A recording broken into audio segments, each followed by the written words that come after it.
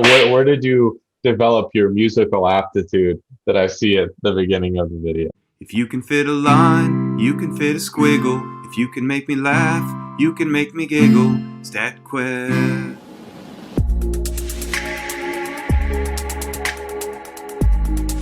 Today, I have a special guest, Josh Starmer. Josh is someone who I've always looked up to in the YouTube space, and it's such a pleasure to have him on the show. Josh is the founder and CEO of StatQuest, a YouTube channel that teaches data science topics like statistics and machine learning. Prior to StatQuest, Josh was an assistant professor at the University of North Carolina at Chapel Hill. At StatQuest, Josh makes data science topics clearly explained. Bam! In this interview, we track Josh's awesome journey into YouTube education, find the origin of his sound effects, and take a deep dive into Mr. StatQuest himself's learning philosophy. Double bam. Josh, thank you so much for coming in, agreeing to be interviewed today. I'm so excited to have you because one of the most common, or some of the most common resources that are recommended by my subscribers to other subscribers are your videos, especially when it's relating to statistics. So I think it's incredible to have you in because you've already had such an awesome impact on my community. And I wanted to bring you in to understand better your experience, especially with learning statistics, getting involved in these fields and teaching, because I think your perspective is going to be so valuable for people understanding themselves and also understanding how to make sense of this field in general. Well, thank you very much for having me. I'm really excited to be here. Awesome. Well, I would first like to get started by hearing a little bit more about your background. So maybe just how you started getting interested in like the data science, the math, and also, a little bit of an origin story. Maybe where do some of the sound effects come from? Where did you develop your musical aptitude that I see at the beginning of the video? If you can fit a line, you can fit a squiggle. If you can make me laugh, you can make me giggle. StatQuest. Well, I think the sound effects are just, I think I was born with them. I've always made sound effects, and when I was a little kid, I used to, I tell stories and I would just stick in all kinds of sound effects. And I remember my friend, Jake Roberts, he told me, he says, Josh, you were terrible at telling stories. You're absolutely horrible. Here's why. One, you never start at the start. You always start in the middle. Two, you're all over the place. You're like completely scatterbrained and you just talk about whatever, is next on your brain. And three, you make sound effects the whole time. Bam. It's impossible to follow what you're doing. And I've since tried to correct options, the observations number 1 and 2, which was I do everything I can to start at the start. And I try to have some sort of linear arc, or, I guess it's not a linear if it's an arc, but you know what I'm saying? Some sort of like storyline that follows a logical progression. But the sound effects, those are, I can't change the sound effects. Those are just there. I mean, that's just me. You get me excited and I say, bam. I love it. Double bam. Double bam. Yeah, exactly. Exactly. So that's, I guess that's how I started to learn how to tell stories. Not that I tell fictional stories or whatever, but teaching statistics or machine learning or whatever data science, it's similar to telling any kind of story. It's a story of how are we going to solve this problem? And it's sort of an epic struggle because that problem is driving you crazy. And what are you going to do about it? And so you got to bring in the tools, the hardware, the statistics, the machine learning, and we got to see how it works and what it's going to do. And I've, and so I've tried to apply sort of Jake's recommendations to what I do all the time. But yeah, so you asked a big question, which is sort of like, where did this come from? Where did I come from? Who are you? No, I'm just kidding. Who am I? Yeah, exactly. So when I was in college, I had a double major in music and computer science, and I loved them both. And I discovered that if I sort of neglected one of those two things, I'd always get kind of sad. If I just did computers without music, then I'd be sad. And if I just did music without the computers, I would still be sad. So I had to do them both. But every year when I was in college, I'd apply for summer jobs, and I'd apply for artsy jobs, and I'd apply for hardcore programming jobs. And I never got the artsy jobs, and I always got the programmer jobs. And so I was like, okay, now I know where the money is. So that, that's how I learned that. But I kept doing the music all the time, and as well. And when I graduated, I think I did what a lot of people do is I just got a regular job doing database management. Specifically for me, I was in a hospital, and I won't say he was the worst boss ever, but he was not a good boss.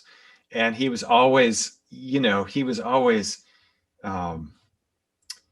just asking me to do the most mundane things. And he'd use all these buzzwords in just all the wrong ways. He'd always say, Starmer, I need you to SQL the router table ASAP.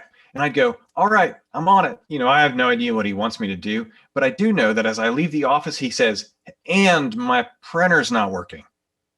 And I'd go over and I'd look at his printer, and it'd be flashing like, load paper into tray 2 or something like that, just flashing at me. And I'd load paper into tray 2, and I'd, you have that slap, you slap the tray in real hard because otherwise it doesn't go in right. You slap it in, and all of a sudden it starts printing out stuff, and I go, printer's working. And he'd go, great. And then I just kind of go back to my job, not really knowing what I was doing, and just putzing around. And I think from that experience, I realized that I never wanted to have a boss like that ever again. And so I was like, what's one way to never have a boss like that again? Well, I didn't really know, but I had an idea, which was I'd go to grad school and I'd get an advanced degree, and then maybe I'd be the boss, maybe that'd be my way of kind of calling my own shots, especially if you kind of go into academics, because I always had this fantasy land that academics kind of just do whatever they want. And so I went to grad school in something called bioinformatics because I was working in a hospital, and they were like, you should get into, become a physician or something. I was like, no, I'm blah, blah, blah. I can't do that stuff. So I went and did bioinformatics, and that's where I had my introductory to statistics. The very first class of statistics I ever took was in graduate school, and I took Statistics 101 simultaneously with graduate level. Like Statistics 101 was like undergrad statistics, like for bio majors or something like that. And then simultaneously, I was taking graduate level statistical theory. And needless to say, none of it made any sense to me at all. It was completely confusing. However, it did introduce me to this concept of like, when you do something and then you do it again, it's not always the same. Like it introduced this concept of variation. And I know it's, maybe it's obvious, but it wasn't obvious to me that like every time you did an experiment in a lab, you didn't always get the exact same result. In fact, you rarely, if ever, got the exact same result. And I just had this, I was like, my eyes open that there's this thing called variation. And that really captured my attention as like, wow, I felt like I saw the whole world all of a sudden. Not everything, but I understood the world in a better way than I had before. And that's what kind of got me into statistics. However, the courses I took were completely confusing and made no sense to me at all. So I decided to start teaching myself statistics. And I wasn't very good at teaching myself statistics, but I wrote a little pamphlet, which I called the notes. And I wrote a little pamphlet, and I had handed out to all my friends, like, this is how I learned statistics. It was like the original StatQuest because it was printed on paper, and it was just full of goon babble. But I just loved that process of trying to like just dive in and teach myself what was going on, and then see if I can come up with a better way than my classes to explain it, because I was just floored by this concept of variation. And I thought, wow, this is one of the most important concepts I've ever come across in my life. And it seems obvious once you say it, but it wasn't obvious to me, and it was a real eye opener. And I guess that was the first StatQuest, and it kind of like, I didn't go into YouTube immediately because actually back then YouTube didn't even exist. Yeah. This is pre-YouTube. I've been rambling a long time, so I feel bad I'm hogging the mic, but No, this is your interview. By all means, I'm loving it. I'm eating it up. But then after grad school, I got a job in a lab doing statistics for a bunch of researchers who were doing awesome experiments, and they were doing awesome stuff, and I was helping them out, and I felt like I was doing important work because these guys were doing killer work, and I was a critical part of that because they couldn't publish without the statistics done right. And sometimes the statistics had to be invented on the fly. And so it was kind of a fun place to be. We were on the cutting edge of all kinds of crazy stuff. But I didn't want my coworkers to think what I was doing was magic. And so I started making these PowerPoint presentations that I would do Friday morning for the lab. And I'd say, here's how a t-test works, or here's how a confidence interval works, or something like that. And the lab, because it's a research lab at a university, had turnover. There's students coming and going basically every semester. And so by then, YouTube existed.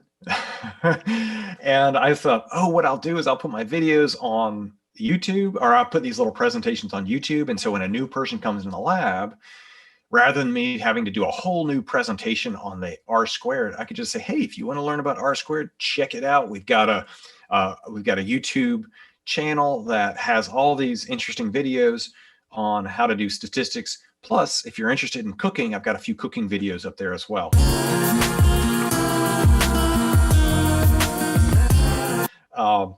And that's we can start a cooking channel someday. Exactly. Well, that was sort of like, back then it was just a grab bag channel. It was just my channel, and I just put whatever I wanted on it. And if I had cooking tips, I'd put those up. If I had statistical tips, I'd put those up. If I had a new song, I'd put that up. And then, after a while, the channel kind of took off on its own. But that's the origin story, and I guess that's the story of me and why I do what I do, I guess. Well, I love so many things about your story. The first thing is that, you realize, you were introspective of yourself in college, that, hey, if I'm not doing the music or I'm not doing the computer science, I'm not happy. And if you look where you are now, you get to integrate that into your work every day, basically. And I'll tell you what, people eat it up. They love it. Right? I personally love it. I think your videos are so much different than any of the other ones on those similar topics, because they do have the cadence and like a rhythm to them, which I think is incredible. I try and take a lot of inspiration from that when I make videos as well. I definitely don't do it as well as you, but I think it's awesome. One, you start out with a little riff. You have you understand tension, and that's something that I think you intuitively understand so well from music. The other thing is the storytelling element, right? Where, I maybe I should bring your friend on the podcast sometime, just get some of the extra dirt on you. But no, I think that you're so right that what you do as a teacher, what you do as an educator, is just telling a story. And if you're telling a boring story about boring material, no one's going to learn anything. That's the truth. All right. And so any way you can tell it that makes it more interesting, that gives it some more context, especially, I hate to say it, quite a few people might think that the content around, the subject area of statistics or computer science or whatever it might be is just a little bit dry, right? And I say it all the time. Exactly. And the fact that you can make it interesting to watch, the fact that you can make it, fun, it is such a gift, in my opinion. Obviously you've worked hard for it, so maybe an earned gift. But yeah, the last thing that I really wanted to touch on that I loved that you said was, a lot of the times it wasn't obvious to you in certain things, and it seemed like it was obvious to other people, or maybe it was but you didn't know, and Yeah. you wanted to make materials that answered the questions that you had, even though you were it, clearly advanced in this field, but you were still saying like, hey, this doesn't quite match up to me. Yeah. I think that that's so important, because in learning, I know as a student, you can have the least intimidating professor, you can have but you're still a little scared to ask questions that you had, because maybe you're scared that the other students will think you're dumb, or something Oh, like that. I know And that. yeah, and I mean, and the fact is that you should, or as a learner, we should be asking these questions. If we don't know something, sometimes we forget really obvious stuff, you know. I do it all the time. I have to Google some really, really basic stuff sometimes. And luckily there's Google, but Yeah. also, in your videos, if you're touching on like, oh, if you need a refresher on this topic, I have another video on this where I break it down very clearly. Um, I just think that that's so important, because a lot of the times we think we set the baseline too high. The more I learn, the more I forget that other people don't know a certain baseline of whatever it is. And I mean, it is so important to be in tune with that. And it's nice that you have a lot of these videos out there that you've already done on these concepts and you can link to them. But I love that you stay grounded in that thought, is that this wasn't obvious to me. So I want to make sure I kind of hammer these things home for anyone watching. The other thing, which may sound a little sad, is I grew up the youngest of a bunch of brothers and sisters, and they were always doing cool stuff, and I kind of always wanted to be a part of it, but I was so much younger, and they were like, Josh, get out of our fun activity. You're not invited. Oh. And and I mean, don't get me wrong, my brothers and sisters are great, but maybe this isn't the best story, but I feel like I've got a great sense of what it feels like to be left out. I mean, it could also be that I'm just a huge nerd, and whenever I go to parties, I'd be that wallflower that would be looking around really uncomfortable, going, oh my gosh, what do you do at a party? Do you just go home? That's what I want to do real bad.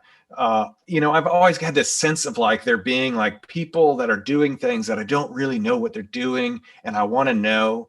And I just have a real strong sense of like what it feels like to not know and feel like you're on the outside of that. And so when I make my videos, I try to make it so that everybody feels welcome, regardless of what they know or what they don't know. I try to speak to those people, and I say, this is statistics. It's a party, and everybody's invited. And if you're not feeling comfortable with it, I'm going to take it real slow, and I'm going to bring you on board, and you're going to be just rocking it with the rest of it at this awesome, super fun statistics party. And that's my attitude towards it. I don't want anyone to feel like they're on the outside of statistics. I want everyone to come on in and have a great time with me. I love that. Well, I actually really like that analogy. I mean, I was an only child growing up, so I had like the opposite problem. I just like didn't know how to interact with anyone. But it's interesting when you're, let's say it's a social situation. I think a lot of people, they feel like there's like something that they're missing, right? There's just like one little thing that'll click, and then they'll be part of the conversation at the party, or they'll feel more comfortable, whatever it is. And I think that that's largely true, but it's something different for everyone. Whether it's like something that can open a conversation, or getting comfortable, everyone is a little bit different. And understanding some of the different pitfalls that people have when learning statistics. Maybe it's they're just terrified of numbers for some weird reason, and breaking it down to say that, hey, like, this is logic, this isn't necessarily math for the most part. You know what I mean? Or whether it's that just like the concept of a p-value is well, I have my own problems with p-values in general, but They're super confusing and counterintuitive. exactly, yeah, and Yeah, pretty tough. arbitrary. So yeah, that's true. Yeah, it's totally arbitrary. Yeah, so one advantage I had early on is, I'd present my little classes to a bunch of biologists, and they were like, statistics, there's a reason why I'm a biologist and not a statistician. I took a class in statistics and I hated it and I didn't learn anything. So these people, when I used to do these for the lab, it was great because they would ask all kinds of things that I'd never thought of. I get wrapped up in my own ways of thinking of them just as much as anyone else does.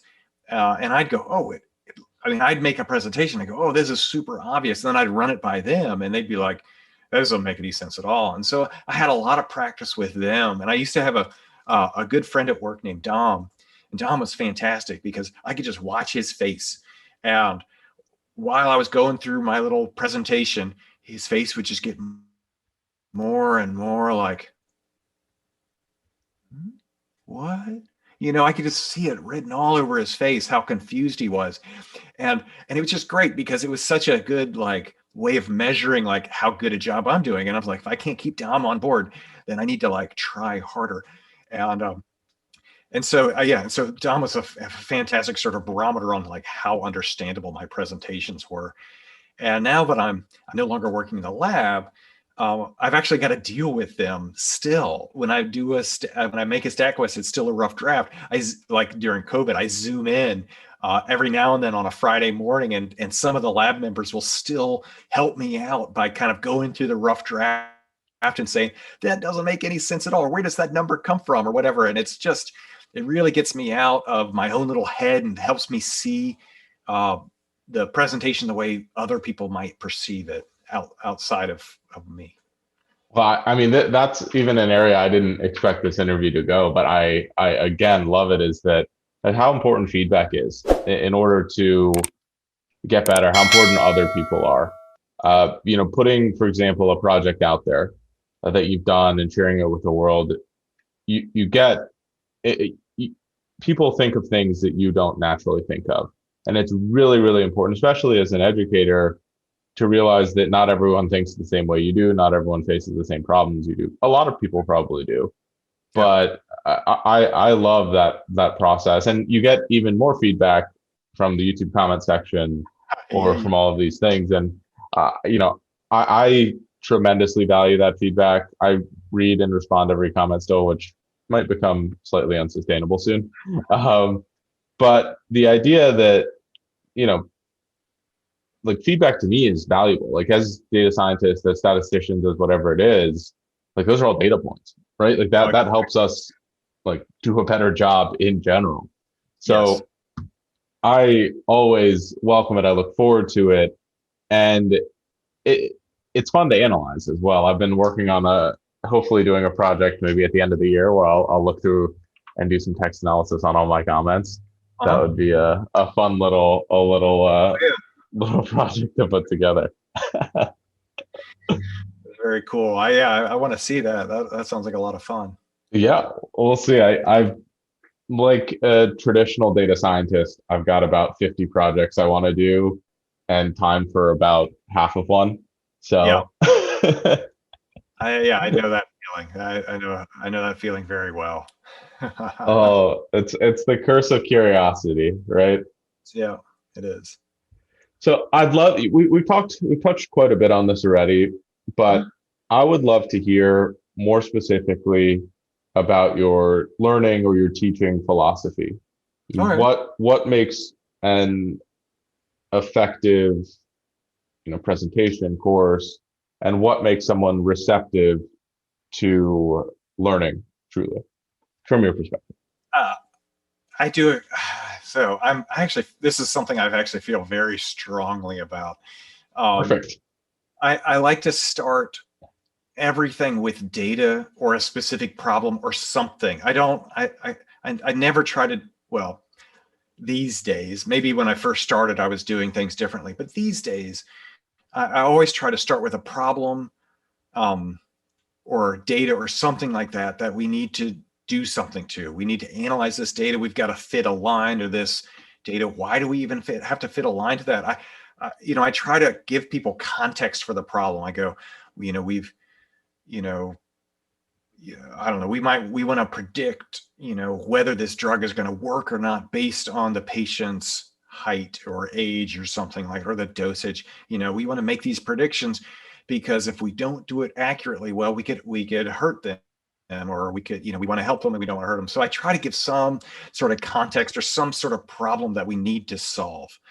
And, obviously, given the topic of whatever StatQuest I'm working on, obviously it can be solved, or you can make good headway using whatever that topic is we're going to dive into. But I always like starting with that problem first rather than the solution.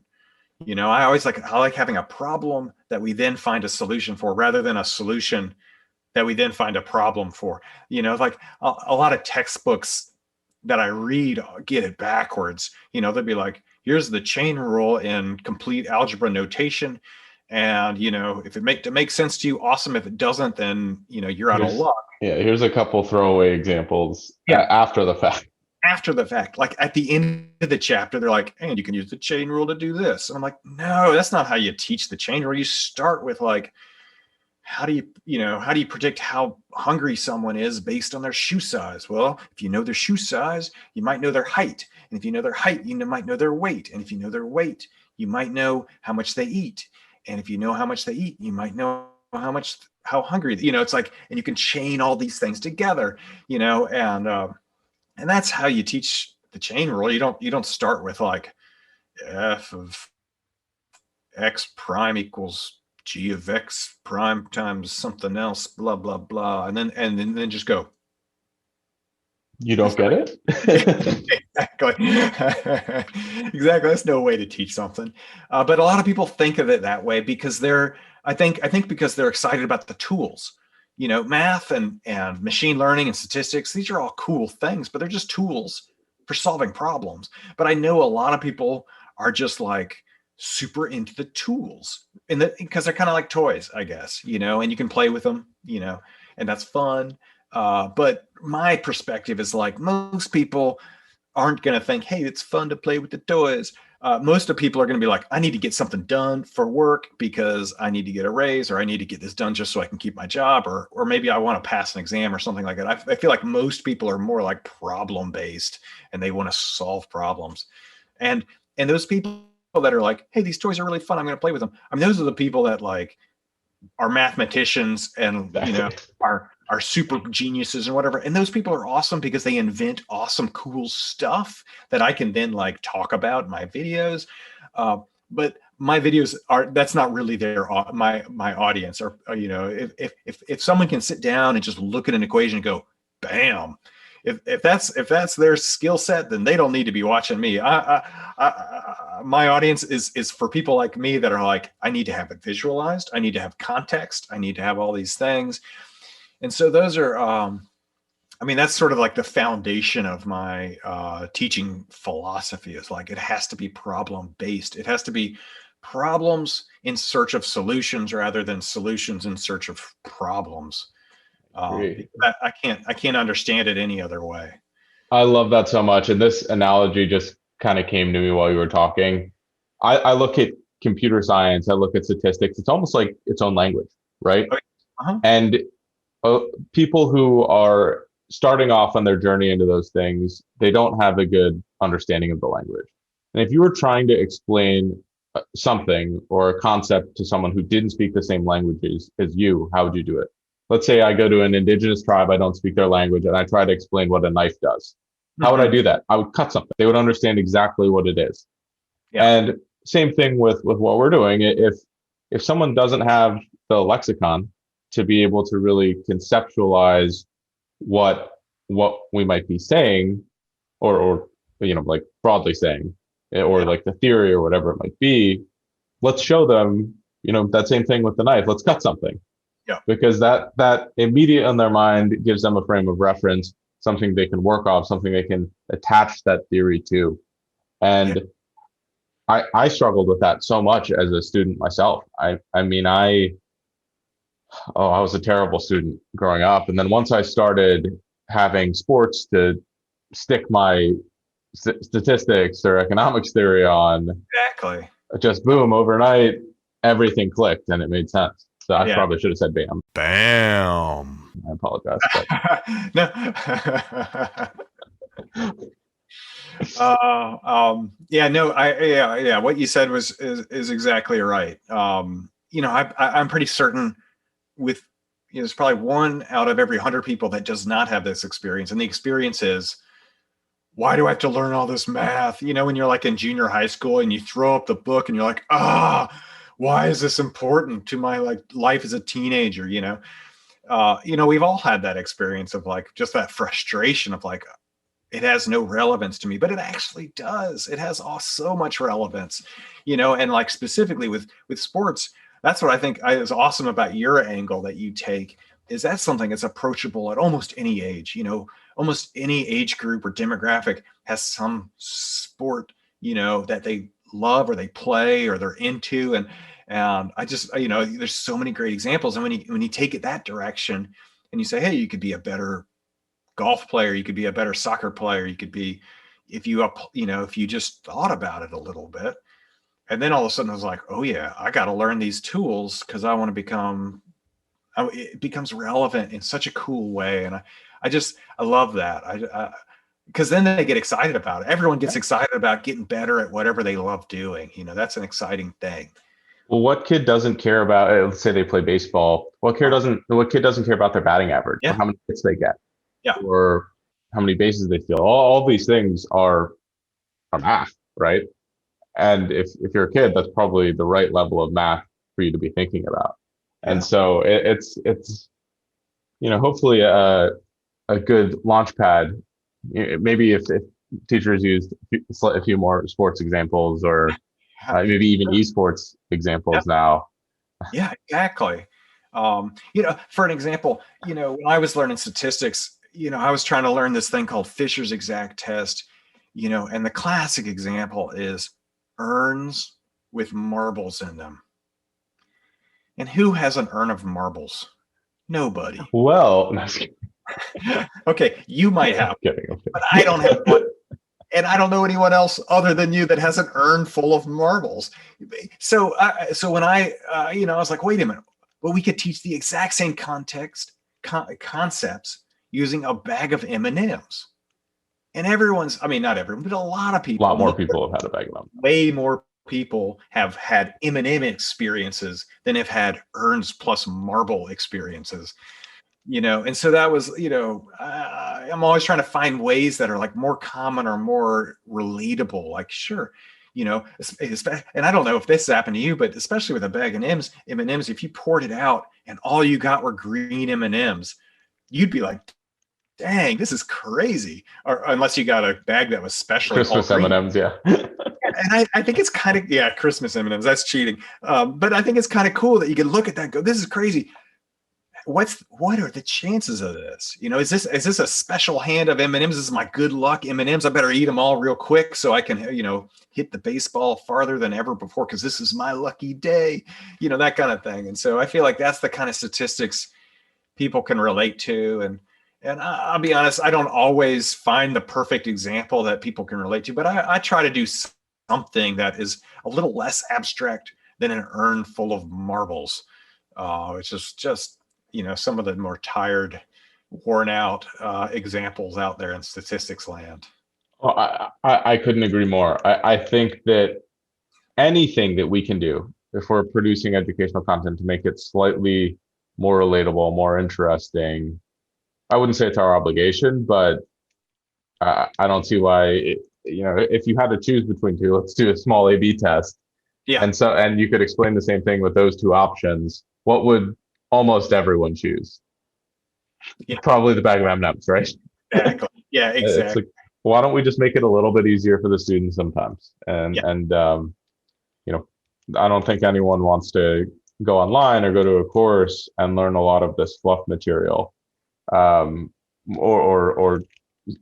do things that aren't related. I mean, a fun one would be, hey, I'm not sure if you're a football fan, but Marshawn Lynch, when he was a running back, would always eat Skittles after he scored a touchdown or something like that. And you could say, oh, Marshawn Lynch has whatever, he just scored a touchdown, pours out the Skittles, whatever. I mean, it's just the adding additional layers, making it a story, making it interesting to someone, right?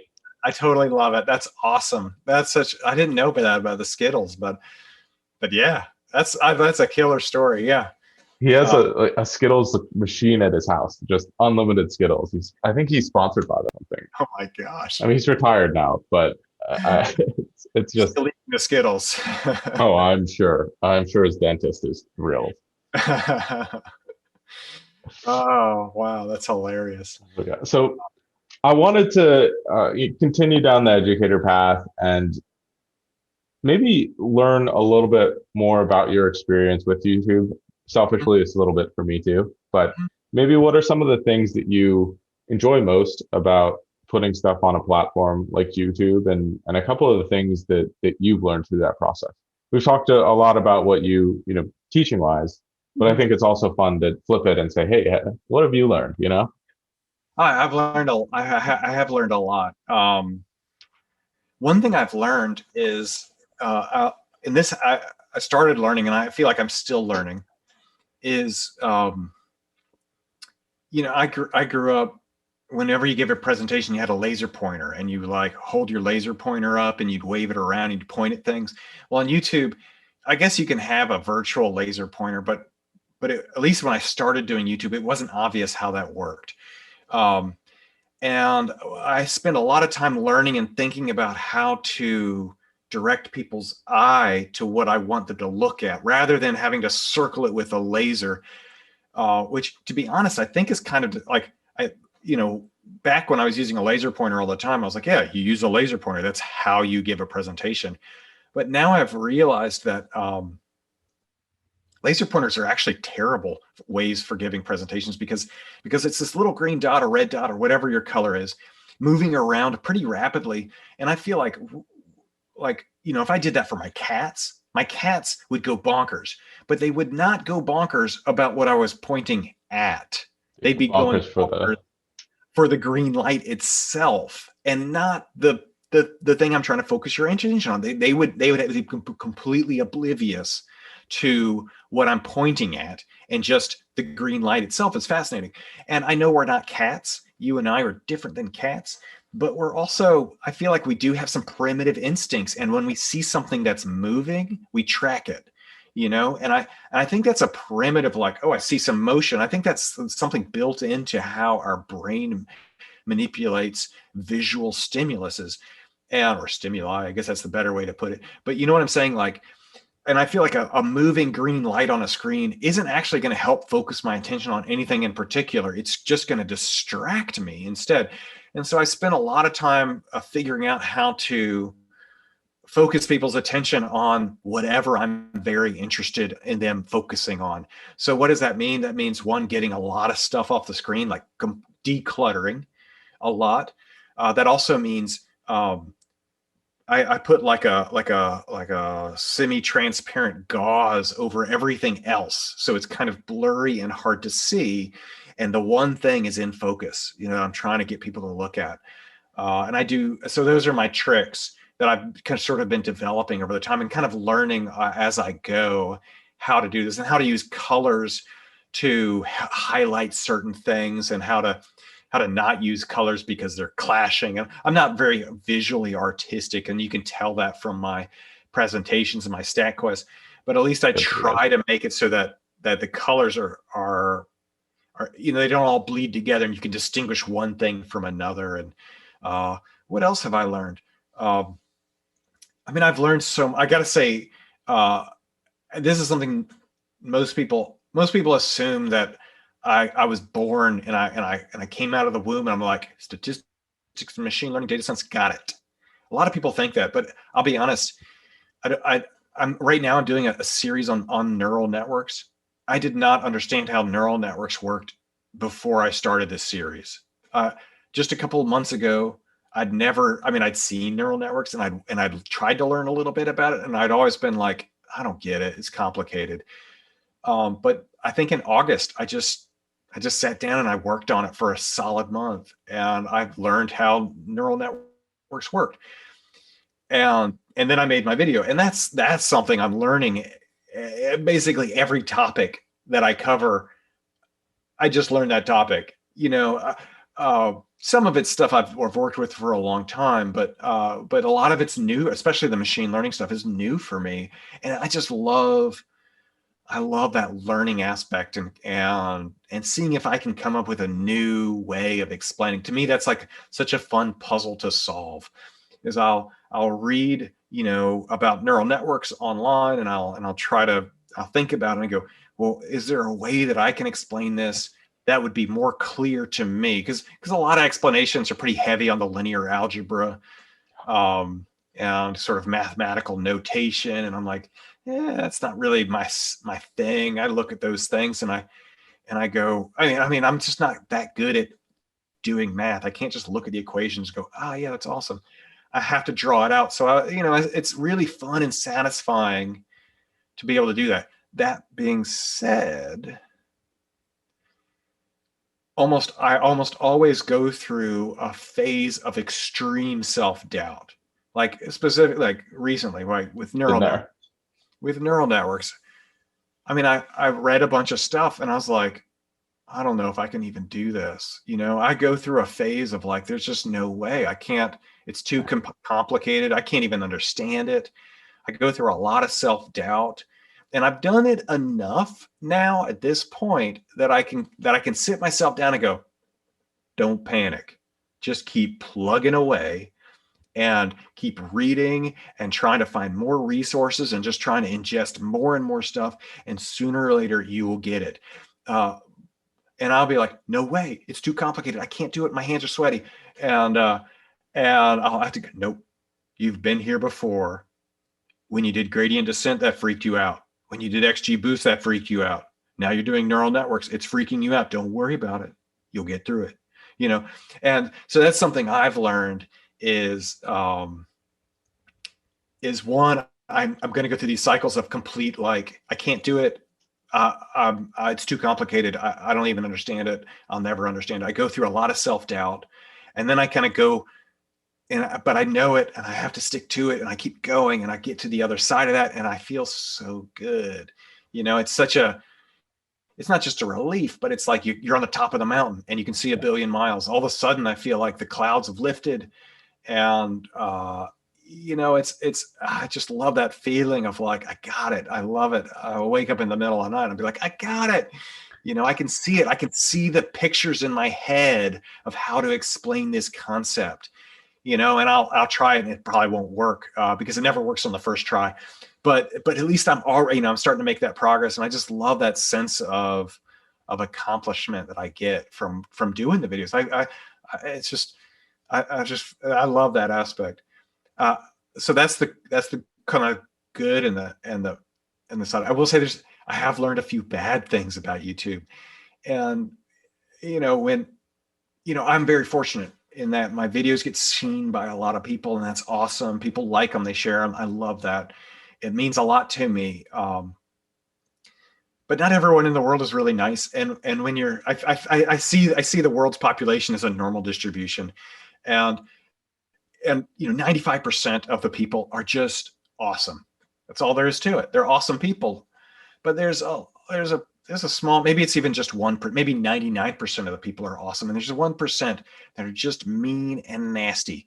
And when you just talk to a few people on the street, you got your friends or whatever, you don't really meet that many people. So most of the people you meet are in the middle of that distribution, and they're awesome. But when your videos get a lot of play, you start getting those outliers every now and then, those people that are just mean and all they want to do is ruin your day. And I'd never really met those people before I started doing YouTube. And it's not like I meet them all the time, but they pop up every now and then. There's people that are full of rage and nothing better to do, I guess, right? Nothing better to do. And just, they've got their problems. And that when I first started to encounter those people, that kind of freaked me out. Like I didn't know that these people have their own problems that they need to work on. And it's not me necessarily. I could be anyone and they'd be just as mean and evil. and so that was a learning thing for me, is kind of learning that I shouldn't take, a lot of people say nice things on my YouTube channels all the time, and it's great. And I love it. I love it. It means a lot to me that my videos connect with them and they learn something. I love that. But it got to where I'd get a lot of positive feedback.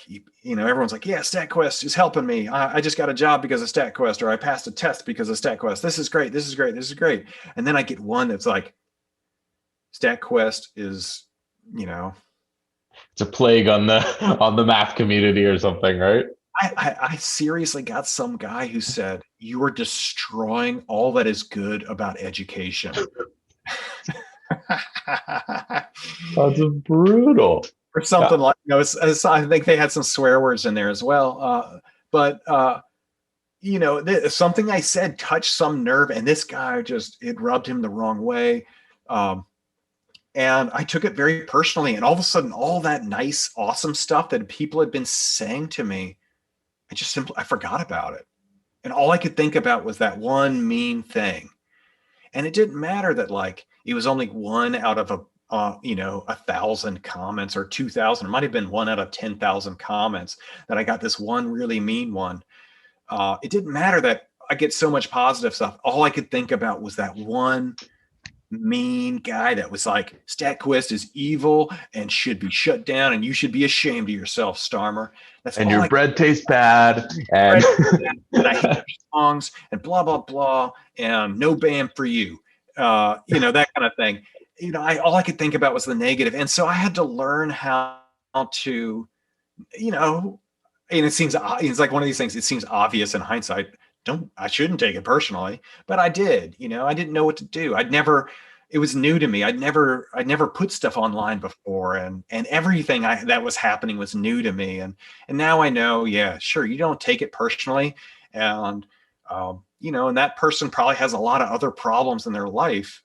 Maybe they're in serious debilitating pain all the time, and it's hard to be in a cheerful mood when you're in serious debilitating pain all the time. I don't know what their situation is. I can't see them. But they probably have some problem that is out of my control and I can't do anything about. So I shouldn't take it personally. And that was a learning thing that I had to grow as a creator. And there's a really great.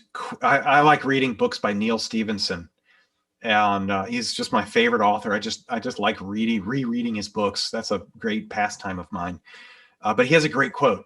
He says, I can think of nothing more debilitating to a creator than worrying that someone out there in the internet might object. We wouldn't make any videos if that was the case, right? We'd all be crippled. And so we just have to learn that, people are going to object. They're going to say, oh, this is stupid, or you're stupid, or something like they might be mean. And that's okay. I'm not going to let that get in the way of me creating what I create, because I know it reaches a lot of people and it's worth it. It's something I know is important for me to be doing. Yeah. Well, I think it's basic human psychology that we weigh negative things more than we weigh positive things. Yeah. We're looking in the wilderness and we see a tiger once and it almost kills us. We're going to remember that a lot more and be more scared of tigers or whatever it is, or whenever we hear of leaves rustle, we're going to be terrified all the time because survival. Yeah. And I think over time we also hopefully get a little bit desensitized to negative stuff. I mean, people have definitely said some fairly not nice things about, even personal things, not even the stuff I'm saying. They don't like the sound of my voice, or I speak too slow, or whatever that might be. Yeah. And at the end of the day, when you read those, they suck, and you can't stop thinking about it for at least a couple days. But the more I hear them, the more I get used to it, and I realize that the vast majority of the people that watch any of our stuff find it helpful. They find it useful. They're appreciative, and whenever I have one of those bad things, I just kind of go through all the nice things people have said, and it really makes me feel a lot better. Yeah. But also to your point about the self-doubt, just rewinding a little bit, I think that's so important to realize, is that even StatQuest himself has these doubts about some of these things, and it's normal. But one of the greatest capabilities that we have as humans is our ability to adapt, to grow, and understand. And when you look back at the concepts that used to give you trouble, a lot of the times you realize, hey, this is so easy to me now. I get it. And that feeling to me is just as great as that feeling of accomplishment. It's that I was able to grow so much in whatever period of time. In a day, it feels like you can go anywhere, but in a week, in a month, you look back and, oh my goodness, I'm the king of that concept now. I've dominated it. Yeah. And that's probably one of the reasons why I like data science so much, is because there are so many of those moments where, oh my God, this is so hard. I remember in grad school, I had to build a neural net from scratch in MATLAB. And one of the easiest activation functions is ReLU, right? Yeah. It's not overly complex. Yeah. But the way I was understanding it, I was looking at the math, I couldn't understand it. And it's like, this looks like this, I can't implement it. Why can't I implement it?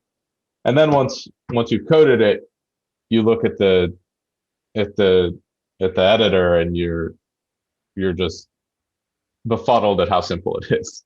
Yeah, it's true. It's super simple. And I had huge doubts about that project. I eventually got things working very well, but at the same time, that whole process is fighting. I'm not going to get this done, and I have this deadline. I don't think I can do it. I mean, this is some of technically the most advanced technology that's out there. How am I supposed to build this from scratch? Yeah. And then I look back and I'm like, well, it's just these things. There's weights and biases, and we have these layers, and it's not that complex an architecture in my mind now. Yeah. But it's crazy how our brain can shift over a reasonably short period of time to view it in a completely different way. It's true. It's no longer scary. Yeah. Yeah. I mean, I'm doing a video. It'll probably be out before this comes out, but on just how GitHub works. Cool. And why it's useful for data science. Mm-hmm. But I use Git a reasonable amount in my life, but nothing too complex. And it's mostly for my own use case. I'm not partnering with people. And I was like, oh, I'll make a single video on this. It'll be easy. And oh my goodness, there is so much more. The rabbit hole just keeps going on and on and on. Yeah. But that's also kind of fun, is how do I take this really, it's not necessarily complex, but this really big concept that's really important, and break it down into a single video where someone can watch and be like, oh, I get what this is, and I could probably use it now. That's a fun challenge, right? Yeah. Super fun. Yeah. I'll be honest. One of the things that I started working on, and I kind of failed on, was I was like, oh, it's election season. This would be a great time to do a StatQuest on polling statistics. And, because like we look at polls all the time. You look at the news and they're like, hey, someone's ahead by this margin or blah, blah, blah. And I was like, oh, this is going to be a snap, because, if they can publish this on the cover of USA Today, then, how complicated could it be? And oh my gosh, I opened up the craziest can of worms I've ever seen. I was like, there's no way. So I actually threw in the towel pretty early on. I was like, I was like, I wanted this to be like a short 5-minute video. I was like, no, this is going to be like a 10-part, like 30-minute long each thing. It's like, we could run this on prime time TV on Thursday nights between 7 and 8:30. I was like, dang, this is crazy. I mean, but I learned a ton in that process. I was like, wow, I did not know there was half of this stuff going on. I always thought it was like someone's ahead by 5 points. Big deal. No, it's like a huge deal. It's really complicated. Wow. That's something I have very little exposure to. So it's if you ever end up figuring out how to make it, maybe even just 15 minutes. I would love to do it. It's something I think would be fun, but that's sort of the challenge for me right now. Is like, how do I break it down so that I can convey the weird complexities that are involved in all the there's a star next to every little aspect in polling statistics. And so how do you convey that without just getting lost in the details? Because everything is like, sure, you do this, but blah, blah, blah. Everything's got a caveat, and it's not very straightforward at all.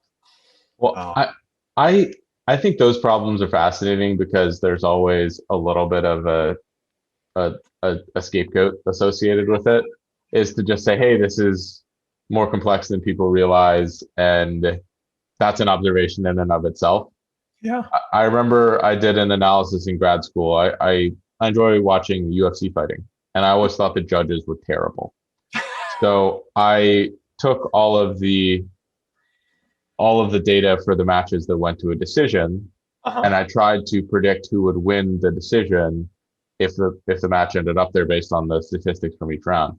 And I Yeah. could not build a model that would predict it over 55% accuracy. It was awful.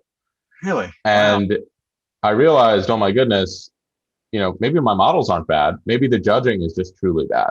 Yeah. And that's another story. That's another narrative in and of itself. I mean, my models could just be bad. I was a grad student. What did I know? But at the same time, there's that bigger concept, that bigger picture of maybe I found something that I wasn't necessarily looking for that opens up an area of doubt or pokes some holes in a system that is slightly flawed.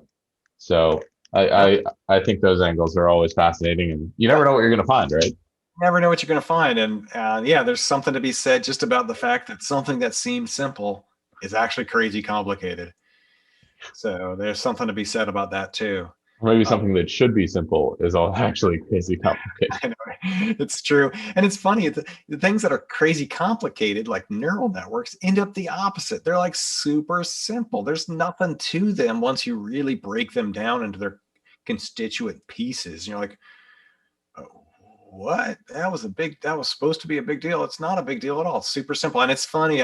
That's something I love. I love seeing something complicated or something that's intimidating and then realizing it's just sort of like a teddy bear of simplicity. It's just you gotta take all that jargon and lingo stuff, when they're and the fancy notation, you get rid of all that stuff and you're like, oh, you're just adding and multiplying stuff. How hard is that? I can do that. Yeah, exactly. Well, I think that's a problem in and of itself with the jargon is this whole field of, I call it data science. Yeah. 95% of it is statistics. Mm-hmm. And we have different ways of calling independent variables or features, right? Yeah. And, dependent variable, target variable, or whatever we'd like to call it. And why do we have a different lexicon for the same stuff? I know. Yeah, exactly. Yeah, it'd be nice if they just came up with a consistent thing. I'll tell you some other pet peeves while we're at it. Pet I'm peeves. sure I'm guilty. So no. This is not you. This is statistics. okay. There's this concept of a false positive, and there's a concept of a false negative. Like a false positive is like we did we've got two things that are actually the same, but we did a statistical test on them and the p-value was super small. And we go, the statistical test says they're different. Well, that's what they call a false positive, right? Because it says there's something special when there isn't something special. That's like, thinking like, hey, I'm going to eat pizza tonight. I'm really excited. I like pizza. And then you realize when you show up to dinner, you don't get pizza. You get something that's not any exciting. Anyway, maybe that's a bad way to explain it, but I'm just saying there's this concept of a false positive. I think that's relatively easy to explain. That like a false positive is when you're kind of, say like you hit a golf ball and you couldn't see where the hole was, but you heard a sound that sounded like it went into the hole. And I guess it went in, but it didn't actually go in. Yeah. But it was somebody right next to it, the green right next to it, that got the hole in one, and you didn't. But you don't know it until you go look. That's a false positive, right? It's disappointing, right? Why do we call that type 1 error? Why don't we call it a false positive? It's a false positive. Just don't call it a type 1 error. And false negative, type 2 error. Yeah. Why do we have this terminology that is completely cryptic and tells us nothing? I mean, they might as well have called it like schlooby schlobby. And when you have a schlooby schlobby, you have a false positive. And when you have a blah, blah, blah, blah, that's a false negative. I mean, they could have just made up terminologies and they would be as informative as calling it a type 1 or type 2 error. Yeah. And so I'm like, well, why didn't they try to pick something that would a term that was informative of itself, and you didn't just have to memorize the term. I'm terrible at memorizing, and I'm actually surprised, and I'm actually suspicious that I might be getting type 1 and type 2 errors wrong, because I can never remember what they're actually referring to, because they don't actually, there's no meaning in the title itself, and that just drives me bonkers. Yeah, I have so much trouble with just a normal confusion matrix, like precision and recall. I have to Google it every time. I don't know why I have to Google it, yeah, but I don't remember either. Yeah, I just have to look at the People little like- picture. I always Yeah. look at the picture, right? it's true. I always have to look at the picture. And a lot of people, I mean, I remember when people were like, you should do a thing on precision and recall. And I'm like, I will, and I will do one on precision and recall, but I'm going to be totally honest with you. I will make that video, and by the time I'm done with that video, I will actually have forgotten what precision and recall are. And the next time I need to know that stuff, I'm going to have to like look it up again, because my brain doesn't wrap itself around those kind of terminology things. I'll just forget it immediately. Well, I think it's also important to understand what's relevant to your work or what's relevant to your understanding. Yeah. And are those things going to make you a better data scientist if you have them memorized? No, because I can almost always Google it. Yeah. And people, when they're learning, they get really wrapped up in, oh, I have to have this memorized. I have to have it on flashcards, whatever that might be. Yeah. No, remember the system. Remember, or like understand it logically. You don't have to know what it's called. You just have to know that, hey, maybe it's really important not to have false negatives, or really important not to have false positives, because we don't want to be, false negatives are probably more important in cancer or something, right? Where you don't want to have someone have cancer and it go misdiagnosed. It's probably better to tell someone they have cancer when they don't than to say, well, it could be bad on both ways, but I'd rather be told I have cancer and find out that I don't than the other, where I'm told I don't and I find out I do and I die in like a month. So Exactly. Yeah. so yeah. Yeah, it's exactly. So I feel like in data science and statistics and machine learning, all those things, there's terminology, and then there are main ideas.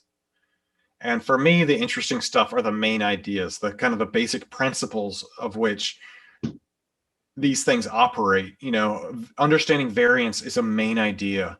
The fact that every time I do something, it's going to be a little different. Every time I bake bread, it's going to come out just a little bit different. It might be a little bigger of a loaf or a little smaller of a loaf, or wider, or, there's always variation in everything we do. And so that's like a main idea. There's a bunch, and so I like focusing on those things rather than the terminology. The terminology is important in that sometimes we need it in order to communicate with other people in the field, or if we're learning about XGBoost or gradient descent or neural networks, it's important to know that these things are called activation functions, because when you're building your own neural network, they're going to say, and what activation function would you like? And you're going to be like, oh, I don't know. Josh said it was just a squiggle. It's important to know that little thing is called an activation function, because APIs and computing programming languages are going to want to know what activation function you want to know, but it's just lingo for the purpose of getting something done. Rather than the lingo being kind of having any interest or any value in and of itself. Whereas the main ideas of how a neural network works and what it's doing, the fact that a neural network, all it's doing is fitting a squiggle or a fancy plane. It's just fitting something to your data. That's all it's doing. It's not magic. That's the main idea. And you can convey that without any lingo whatsoever, which is remarkable. I agree so much. Preaching to the choir here. So those are the main questions I had. I'd love to hear, from your side, a couple of things. So first, maybe parting words of it. Well, I think we've got enough on the advice side, but if you do have any final parting words for advice for anyone, next is what's next for you, for your channel, and then also, if there's anything you'd like to share, I can obviously go back through these because it's a lot of information at you. But if there's anything you would like to share, anything you'd like to get out there, get more known, I'll obviously have everyone a link to your channel, and a couple of the topics we touched, like the neural network project you're working on. But the floor is yours. Oh, geez, all kinds of stuff. Well, I've given way too much advice for this interview, so I'm gonna I'll spare you more advice. But I will say I can tell you exactly what I'm working on. Right now, I'm in the midst of a big series of videos on neural networks. I'll probably doing neural networks until the end of the year. I'm just finishing up my third video on backpropagation. Geez, who knew that would take 3 videos to get through? I've got one that's on main ideas. That's the first one. And then the next 2 kind of show the details. So I have a problem that's worked through all of the way. So you can kind of see how the chain rule and the derivatives work at each level, which I think is, I hope will be helpful. But then I want to do some more videos on like the ReLU activation function. Sort of, I want to be able to visualize what that is actually doing, because it's kind of a mystery. It's like such a simple activation function. It's just a line that looks like this, and a bunch of zeros after here, right? You got 0, 0, 0, and then a line, and you're like, how the heck does that work? And so I'm going to do a video that kind of visualizes what that activation function is doing and how it works and how it can be used for classification. And then ideally I'd like to do like a how to do neural networks in Python and how to do them in R and things like that, and all the caveats you have to know. You have to know when you're actually doing it in practice, because the theory is awesome and I love the theory. But I remember when I when I was in college, I always these summer jobs, and I'd learn something in college, and then I'd be like, I got a summer job that's going to use some of that knowledge, and I'd go to my summer job, and it was always completely different than the way they taught it in my class, and I'd be like, oh, what am I learning? And so I love to do both sides. I love doing the theory side, and then like, let's talk about the messy like side of actually doing it, and all those like little fudge factors you do, and you're like, yeah, sometimes you got to retrain it a couple of times, and because it won't converge, and you just try it a few times. It's stuff that you don't really talk about when you do the talk You have about to randomize the weights. You have to do whatever it might be to. exactly. You gotta, or all these little things that you have to keep in mind when you actually do it. I think it's fun to kind of do both and keep track. So I'll be doing that. And then, I've got all these like little StatQuests. That's what after a big series of videos, I like to then just do a bunch of little ones. So I've got like basic probability. I've never covered basic probability before in any of my StatQuests. So I'd like to finally get to basic probability. And I'd like to, so I've got a bunch of little things like expected values and conditional probabilities and Bayes' rule and things like that. And I want to do that. And then after that, it's people have been asking me for years and years and years to do time series analysis. And that's something I'll be honest, I know absolutely nothing about, but I'm kind of excited that I'm going to get to dive in deep and learn pretty much everything there is to learn about it.